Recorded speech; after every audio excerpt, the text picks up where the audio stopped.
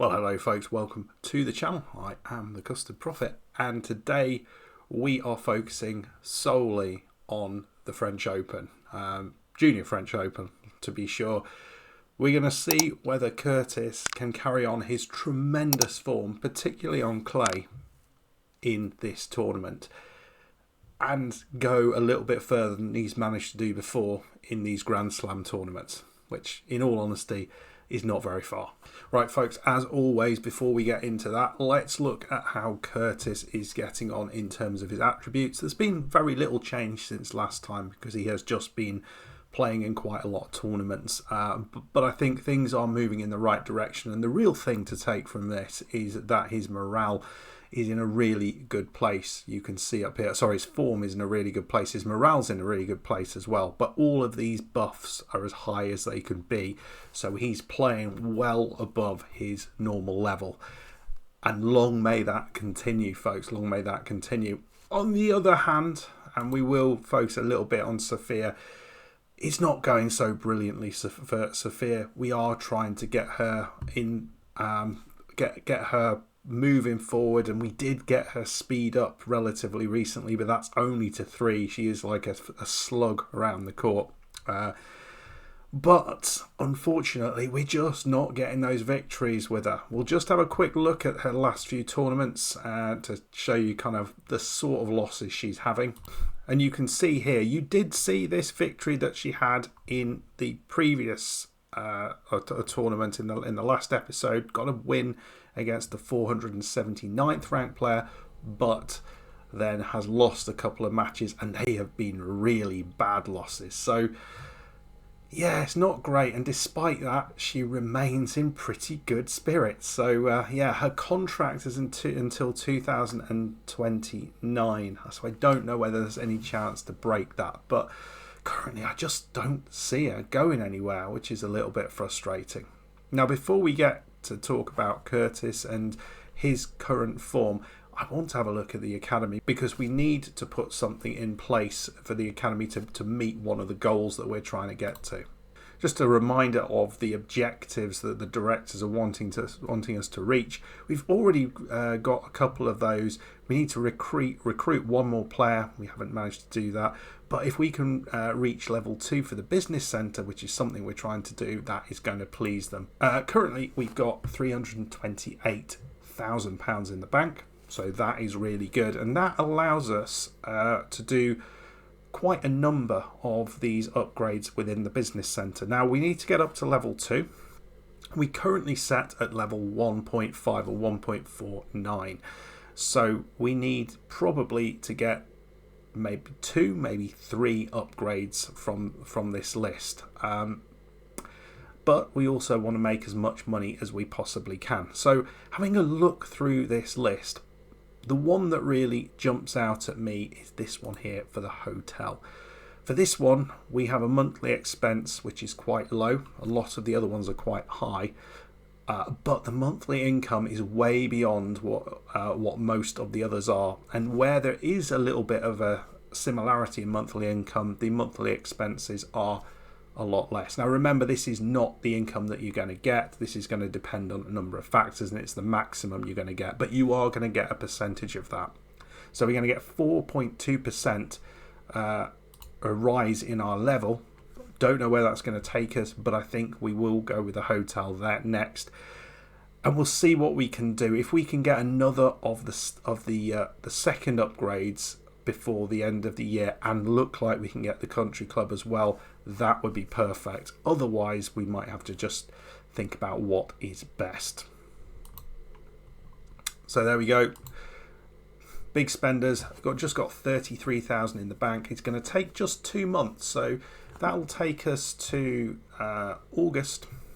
So we should then have time to put something else in and probably have made enough money to be able to kind of do that. We're getting a decent amount of money every month. No, we're not going to get that, are we? It's probably going to take us, maybe we might just have to go for this one, I think. Not 100% sure. We're trying our best to get there, but you know, it's tough. So last time out, you saw the victory in Windhoek in Namibia. Nice win there, beating Alec van Wyk in the final. Very, very comfortable performance. We've played in a couple more tournaments since then, and we'll have a look at those. So in the very next tournament in Russia, Junior 200 event, and Curtis got all the way through to the final and won the thing, beating a number of players. In fact, all of the players here were inside the top 100, beating players as high as 63rd. You can see Oliver Andres Olsencias, 7663. So some big victories there, and £4,000 earned, 200 points earned for that, and we got an improvement in our ranking. Remember, we need to get it within the top 50. We then played in Heraklion. This was in a futures event, so on the main tour. As you can see, as we did previous, I don't think we showed that one before. We got through the qualifiers and then got all the way through to the round of 16, but lost that 6-2, 6-3 against the 811th ranked Egyptian player. So that was a little bit on the tough side. And we've just played in another junior event and got another win there. And again, beating players all in the top 100. Some really good victories there. So everything tells me that we are in a really good place going into this French Open. We could not be in a better place. Obviously, we have not played the really top level players. And the last time we managed to play a really top level player was in Wimbledon last year. And unfortunately, after winning the first round match, we lost against the junior ranked number 5 quite convincingly. But let's have a little look at the stats of this year versus last year, and it is quite different. What we've managed to do this year has been nothing short of outstanding. You can see we have mainly played in the junior 200 or lower, but we've hardly lost a match. Just 3 matches lost on this tour. You can see on clay, which is where we're playing, we have a 100% record, so that is pretty good. And we've got an excellent record, particularly over 2 sets. Looking in this area here, you can see we have played a player in the top 20 and the top 50 this year, lost both of those games. But much, much better when we play players between the top 50 and the top 100. So that is kind of where we are at the minute. We're going to not think about Sophia too much. She's just having a week where she is doing a bit of training, so hopefully going to improve some of her attributes. But we are going to start here in Paris and hopefully make a little bit of a dent in this tournament. This is what we've got ahead of us. Now, the first round match could have been easier. We're playing the world number 37. So that is inside the top 50. So we have not got a good record. So we've not beaten anybody inside the top 50 all year, but we've only played 2 of them. Can we get this victory going into it with the best possible form that we could be going into it? We could not be in a better place than we are now. Right, folks. Hopefully you're with me, and hopefully we can make a dent into this tournament. Let's get out there. All right, so he's a bit frustrated with the amount of money that he's getting from the academy. He's got 65% of his percentages going to the academy. I reckon at the minute that's a lot. I think we could give him a 4% reduction on that, and that's going to make him happy, I think. So let's do that, and hopefully that pleases him going into this. You can see current ranking. I didn't talk about that really, but he is within the top 50. So that is something that we needed to get done this year. Right, so big times. We can see the likes of Mark Siban getting through there. Kanta Watanabe, who was ahead of us in ranking until recently, we're ahead of him. We're looking at the Brits here. Reece Lawler, we're just ahead of him as well. So we're actually in a pretty good place in terms of the Junior Davis Cup when that comes around as well. Right. So our first round match against Atamar Wertheimer. He is in good form. Balance and focus is his strength. His serve power and backhand are his weaknesses. Now, just as a little disclaimer, this is a place, I've had a question around this. This is kind of a place where I think about how I can tweak my tactics. And you do get tactical advice here. This is really important. You can see here, and this one's a really obvious one. He should target his backhand because he's got a weak backhand. You could target his backhand because he's got a strong forehand as well. That might be a reason to do that. You've also got some stuff about serve power. So if you might want to stand a little bit closer on the serve. I think we're just going to focus on the backhand here because we don't want to do too much. But we will go to the backhand side. But this is where I do all of my little tweaks. I don't look at his attributes because we don't know enough about him. Our scouts aren't good enough. So we have to look at where his strengths are, where his weaknesses are, and try and just adapt our game plan a little bit, one or two little tweaks. And most of the time, it's an obvious thing to do. So, or some of the time, it's a little bit more tricky to work out what it is. But that's kind of where you want to think about it. Right, let's dive in. We're going to play this first match full. And if we get further, we'll see how far we get.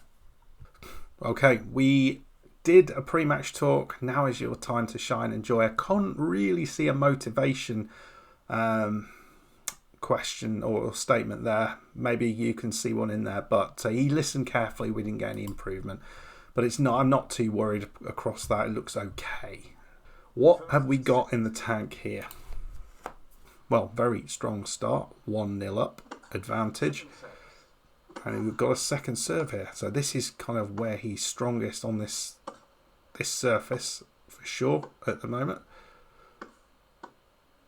Oh, unlucky. Again, really positive start. 2-1 up, but love 40 now against the Israeli. Couple of opportunities. That one came off the top of the racket. Needs to be a bit more thoughtful about what he's doing here. 40-15. Or 15-40, sorry.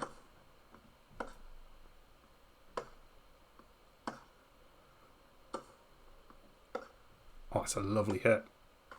Into the net, 3-1. Already got a break. And he's got his first set point of the tournament. 5-2 up, 15-40. And this is what we wanted to see, folks. Oh, it's a lovely hit. Beautiful topspin with that backhand. And 6-2. So first set, comfortably in the bag. I don't think we need to change anything.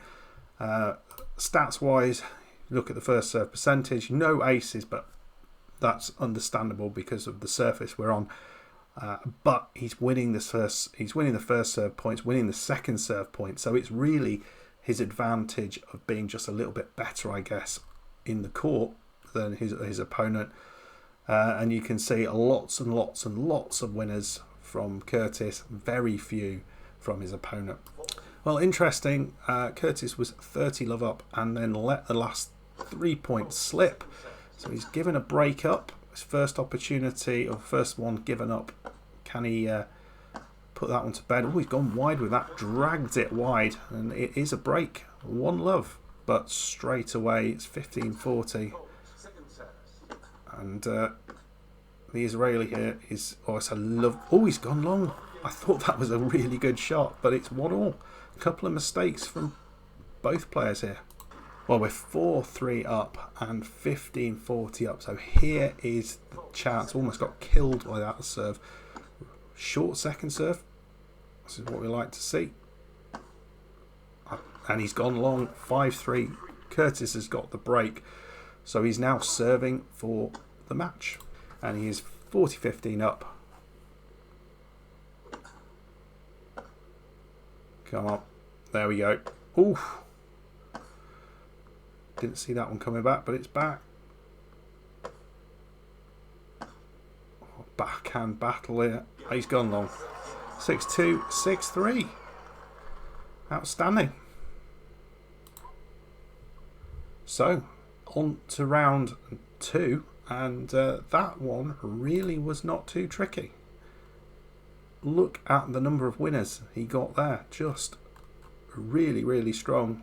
Good number of first serves in there, but winning the first serves, winning the second serves. This is what we like to see, and almost no break points against. Lots against the Israeli, none really against Curtis. So very, very good. So let's see who he's got in round 2. Okay, so we are going to be playing Noel Kim Bachmann in round 2. Swiss player, he is 10th in the world. Let's have a look at what we need to do here. So weaknesses is serve power and the forehand. Interesting. So improved serve intensity is what they're suggesting. We will do that. I also wonder whether forehand shift and sort of try and win the forehand battle. That feels like that might be particularly useful here against this. He's world number 8 actually in the junior rankings. We are number 24. So whether we get time to do that, I don't know. But we will use that. And what I'm going to do is I'm going to probably play the first. I'm going to have sim the first set, and we'll see where we are at the end of the first set, and then we might come back for the second set. We might come back for the third set. I'm not sure. Right, end of set number 1, and we won that on the tiebreak, 7-6. It was a tight old game, had slightly more points. Could easily lose the second set, but you can see we're just about winning the battle of the first and second serves. So let's see if we win set number 2.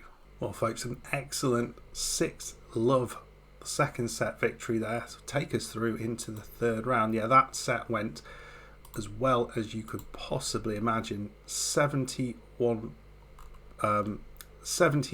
of total points won. It was just a domination. So that is nice. Let's see who we're playing in round number 3. Okay, well, this is the furthest we've ever got, and you can see here we're playing Salmon Fillets of Turkey, who is ranked lower than us actually, which is good.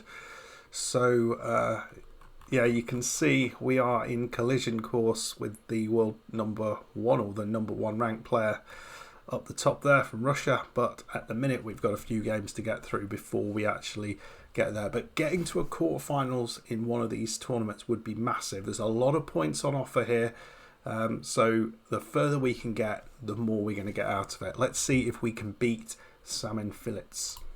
So serve power and forehand are his weaknesses.